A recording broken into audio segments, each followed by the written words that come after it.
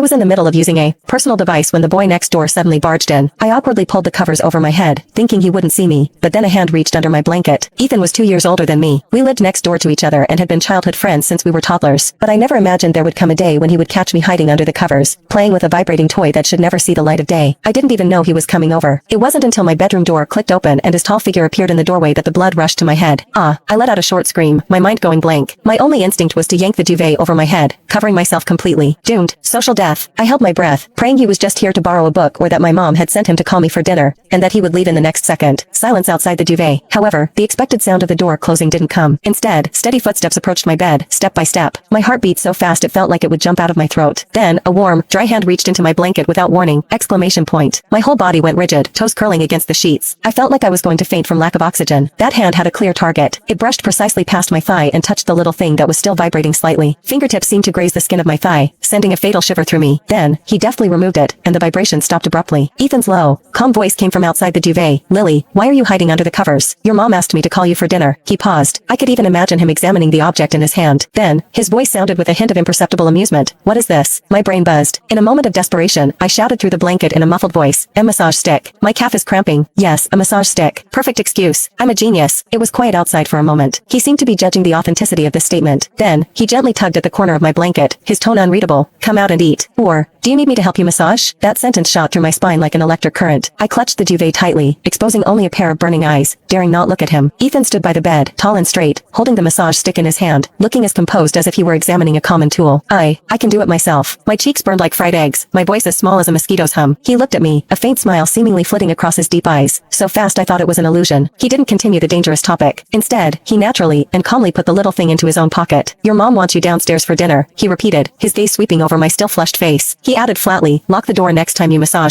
With that, he didn't stay any longer. He turned and left my room, even thoughtfully closing the door behind him. I was left alone in the room with a heart about to explode. He took it? Why did he take my stuff? And put it in his own pocket? That thing, it might still have. I dared not think further, burying my burning face deep in my knees. Ethan, what does he mean? I spent 10 minutes mentally preparing myself in my room before dawdling downstairs for dinner. At the dining table, my mom was enthusiastically serving Ethan food. Ethan, eat more. If only Lily were as sensible as you, I'd worry less. Ethan smiled politely. You're too kind, Auntie. Lily is great. He looked completely at ease, as if the dominant and ambiguous man in my room just now was a hallucination. This realization made my ears hot, and I buried my head even lower. My mom, oblivious, continued to chatter. Ethan, you're an orthopedist, right? Lily's been complaining about shoulder and neck pain from painting lately. She won't go to the hospital. You should talk to her. Ethan put down his chopsticks, his gaze seemingly inadvertently falling on me. His look was calm, yet it made me feel like I was sitting on pins and needles. The corners of his lips curved slightly, his tone warm and concerned. Is that so? If your shoulder hurts. He paused before continuing.